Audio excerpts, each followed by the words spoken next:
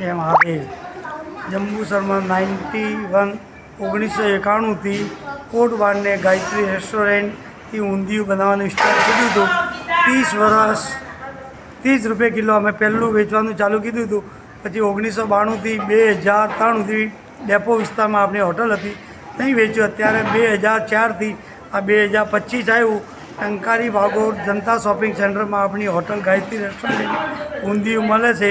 ને આ વર્ષે બી ઊંધિયું મળશે 300 રૂપિયા કિલો ને સારી ક્વોલિટી. આજે 91થી હમણાં 2025 સુધી આપણું ઊંધિયું માર્કેટમાં ચાલે છે. તમારું નામ? સુરેશ મહારાજ, જંબુસર ગાયત્રી રેસ્ટોરન્ટ.